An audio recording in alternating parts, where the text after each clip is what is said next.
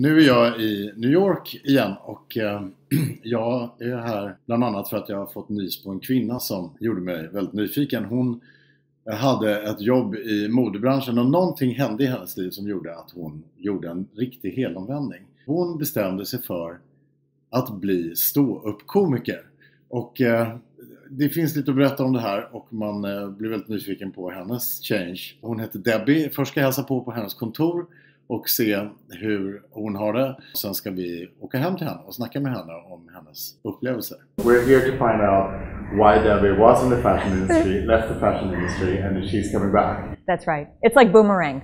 Yeah, it's a boomerang. Right. I studied fashion merchandising when I was in college. They had 5 internships that they were giving out for fashion, and 500 people were interviewing for those internships. And they interviewed me, and I made a joke. It was a typical recruiter, horrible college interview of like, if you were in the jungle, what kind of animal would you be? So I thought about it and I said, I think I'd be a monkey.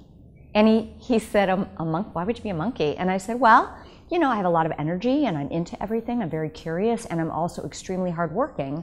And he said, well, if you were hardworking, why wouldn't you be a donkey? I said, because then I'd be an ass.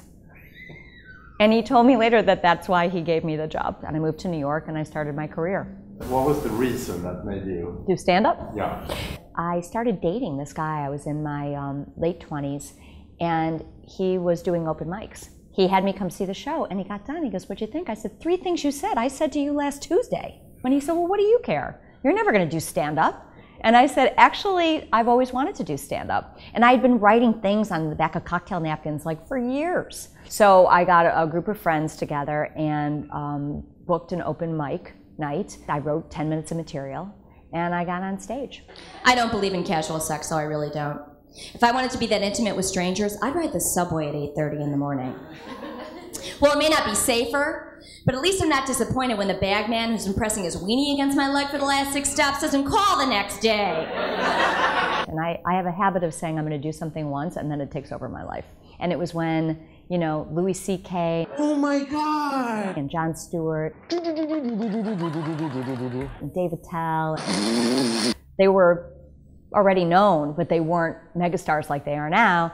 And they were just, going on all over the city, and we could sit in the back and watch. Yeah. And, to really trying to understand the fact that, being dirty isn't being funny, that these guys were brilliant and clever, and then you try to set your sights higher to be as smart as them, and that's not so easy. First time you've seen a woman on stage without tassels on her, you're gonna be okay? I was working during the day, working crazy hours, and then I would leave work. I would put my name in for an open mic. I would go home, I'd change my clothes, I'd get back for the open mic, then I'd go to another open mic, then I would try to get a late night spot at the comic strip, then I'd go downtown and go to the Comedy Cellar. I was literally living a double life for about 8 years.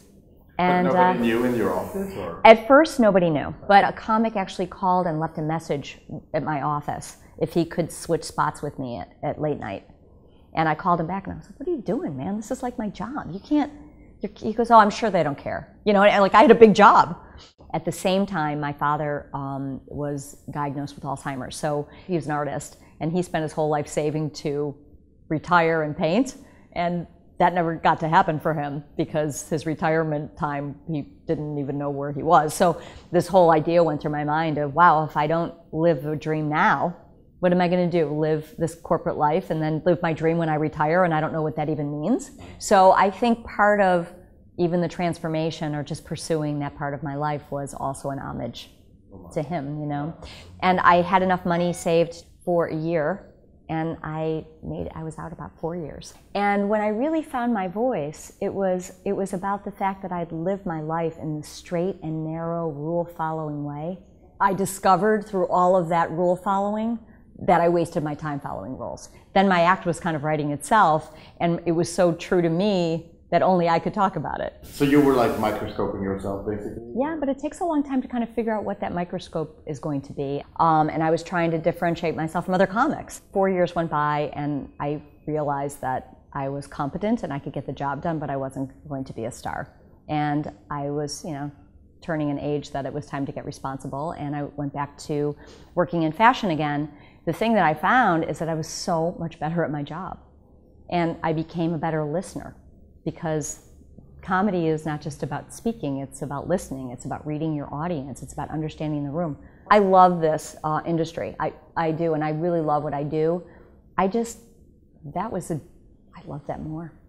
We haven't seen the hair of this woman's change. She might change back again.